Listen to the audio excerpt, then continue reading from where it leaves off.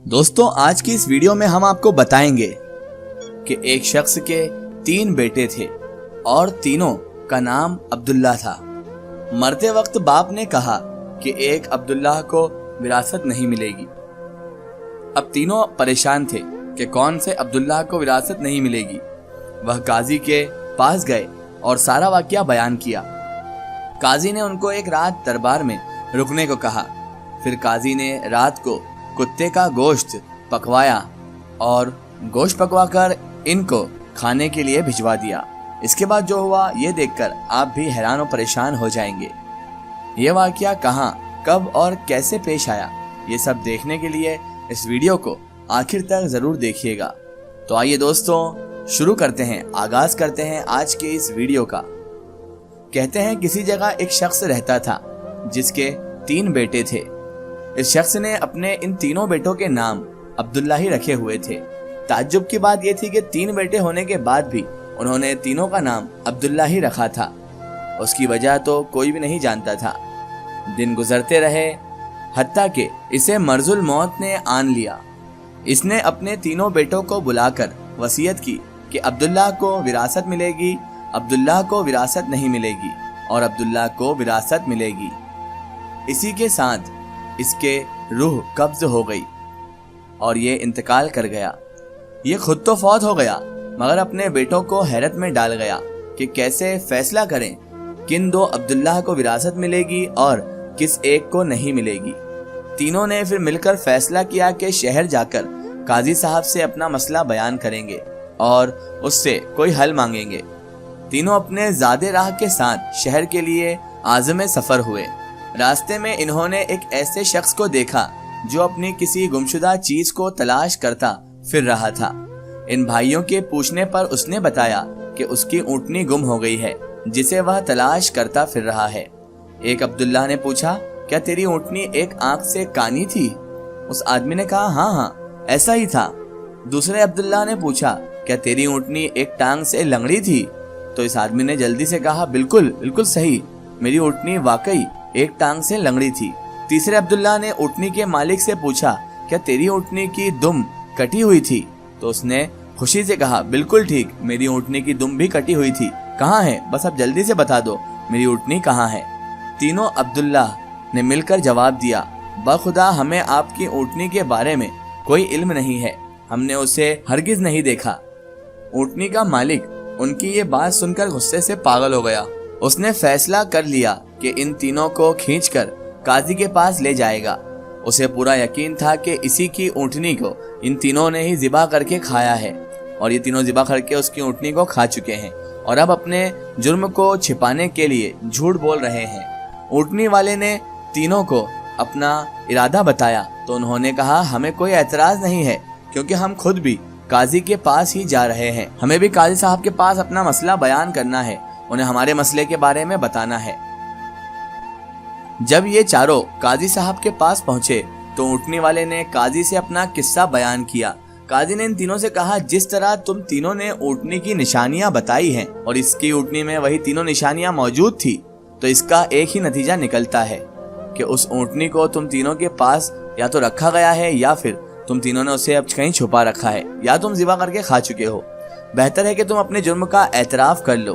पहले ने कहा, जनाब अली, हमने ऊँटनी तो नहीं देखी थी, हाँ अलबत्ता ऊँटनी के आसार जरूर देखे थे। जब मैंने इसे कहा था कि तेरी ऊँटनी एक आंख से कानी है तो मैंने देखा था कि रास्ते के एक तरफ का घास जो कि पूरी तरह से चरा हुआ था, खूब चरा हुआ था, मगर दूसरी तरफ का जो घास था वैसे ही बामान मौजूद था। इसका एक ही मतलब था कि इस शख्स की ऊँटनी एक आंख से कानी रही होगी। दूसरे अब्दुल्ला ने कहा, मैंने देखा था कि रास्ते में 3 कदम तो गहरे लगे हुए थे जबकि चौथा कदम जमीन पर मामूली पड़ा हुआ था, जिसका मतलब बस इतना ही था, इतना ही बनता था कि ये जानवर लंगड़ा भी था। तीसरे अब्दुल्ला ने कहा, ऊँट जब राह चलते हुए अपना गोबर गिराते हैं तो दुम से इधर उधर बिखरते हैं, जबकि हम जिस राह से आए थे वहाँ गोबर के एक ही लाइन में सीधा गिरा हुआ गोबर था, जिसका एक ही मतलब हो सकता था कि ऊँटनी की दुम कटी हुई है जो अपना गोबर दाएं बाएं नहीं फैला पाई। काजी ने बगैर किसी देर के इस आदमी की तरफ देखा और कहा, تم جا سکتے ہو، تمہاری اونٹنی ان لوگوں کے پاس نہیں ہے اور نہ ہی انہوں نے اسے دیکھا ہے۔ اونٹنی والے شخص کے جانے کے بعد تینوں بھائیوں نے قاضی سے اپنا قصہ بیان کیا، جسے سن کر قاضی بہت حیران ہوا۔ ان تینوں سے کہا، تم آج رات کے مہمان خانے میں ٹھہر جاؤ، میں کل تمہیں سوچ کر کوئی حل بتاؤں گا۔ یہ تینوں مہمان خانے میں جا کر ٹھہر گئے تو انہوں نے محسوس کیا کہ ان کی نگرانی جاری ہے۔ کچھ دیر کے بعد ان کے لیے کھانا لایا گیا جو گوشت کے پکے ہوئے سالن اور روٹیوں پر مشتمل تھا۔ پہلے نے کھانے کو دیکھتے ہی کہا، یہ سالن کتے کے گوشت کا بنا ہوا ہے۔ دوسرے نے کہا، روٹیاں جس عورت نے پکائی ہیں وہ حمل کے ساتھ اور پورے دنوں سے ہے۔ تیسرے نے کہا، یہ قاضی حرام کی اولاد ہے۔ بات قاضی تک پہنچ گئی، اس نے تینوں کو دوسرے دن اپنی عدالت میں طلب کر لیا اور تینوں نے مخاطب ہو کر کہا، تم سے کس نے کہا تھا یہ کتے کا گوشت پکا ہوا ہے؟ پہلا بولا، میں نے کہا تھا۔ قاضی نے باورچی کو بلوایا اور پوچھا تو اس نے اعتراف کیا کہ پکانے کے لیے کچھ نہیں تھا۔ اس کو شرارت سوجی اور اس نے کتا مار کر اس کو گوشت پکا دیا اور ان کو کھانے کے لیے بھجوا دیا۔ قاضی نے اس عبداللہ سے پوچھا، تم کو کیسے معلوم پڑا کہ یہ گوشت کتے کا ہی ہے؟ تو اس نے کہا، قاضی صاحب، گائے، بکری یا اونٹ کے گوشت کے نیچے چربی لگی ہوتی ہے، جبکہ یہ سارا چربی نما تھا جس کے نیچے کہیں کہیں ہی گوشت لگا ہوا تھا۔ قاضی نے کہا، تم وہ عبداللہ ہو جس کو اپنے باپ کے مال سے وراثت ملے گی۔ قاضی نے دوبارہ ان سے مخاطب ہو کر پوچھا، کس نے کہا یہ روٹیاں ایسی عورت نے بنائی ہیں جو 9 ماہ کے حمل کے ساتھ ہے اور اپنے پورے دنوں سے ہے؟ جواب میں دوسرے عبداللہ نے کہا، میں ہوں جس نے یہ کہا تھا۔ قاضی نے پوچھا، تمہیں کیوں کر یہ لگا؟ تو اس نے کہا، میں نے دیکھا روٹیاں ایک طرف سے پھولی ہوئی اور خوب پکی ہوئی ہیں تو دوسری طرف سے کچی اور موٹی رہ گئی ہیں۔ میں نے اس سے ہی یہی اجزا کیا تھا کہ روٹیاں بنانے والی جو عورت ہے ایسی خاتون ہے جس سے تکلیف کے مارے زیادہ جھکا نہیں جا رہا اور وہ سامنے کی چیز بھی نہیں دیکھ پا رہی، جس کا مطلب یہی بنتا ہے کہ عورت حاملہ ہے اور روٹیاں بنانے میں تکلیف محسوس کرتی رہی ہے۔ قاضی نے اس دوسرے سے بھی کہا کہ تم وہ عبداللہ ہو جسے اس کے باپ کے ترکے سے وراثت میں حصہ ملے گا۔ پھر قاضی نے تینوں سے مخاطب ہو کر پوچھا، یہ کس نے کہا تھا کہ میں والد الحرام ہوں، یعنی حرام کی اولاد ہوں؟ تیسرے نے جواب دیا کہ یہ میں نے کہا تھا۔ قاضی اٹھ کر اندر گیا اور اپنی ماں سے پوچھا، کیا یہ سچ ہے کہ وہ حرامی ہے؟ تو اس کی ماں نے کہا، یہ سچ ہے کہ تم حرام کے ہو۔ قاضی نے واپس آ کر اس تیسرے عبداللہ سے پوچھا، تمہیں کیوں کر معلوم ہوا میں حرامی ہوں؟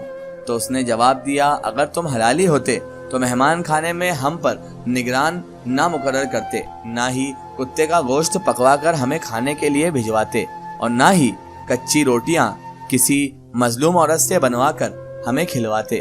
قاضی نے اسے مخاطب کرتے ہوئے کہا کہ تم وہ عبداللہ ہو جسے اس کے باپ کے مال سے ورثہ نہیں ملے گا۔ تیسرے نے حیرت کے ساتھ قاضی کو دیکھا اور پوچھا، مگر ایسا کیوں ہے؟ قاضی نے کہا، کیونکہ ایک حرامی ہی دوسرے ولد الحرام کو ٹھیک ٹھیک پہچان سکتا ہے، اور تم بھی میری طرح حرام کی اولاد ہو۔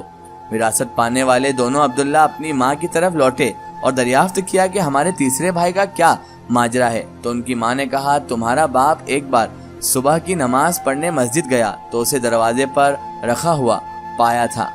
تمہارے تیسرا بھائی ہماری اولاد نہیں ہے، اسے گھر لایا، اس کا نام بھی تم دونوں جیسا عبداللہ رکھا اور اس کی پرورش کی، اسی لیے تمہارا تیسرا بھائی ہماری اولاد نہیں ہے۔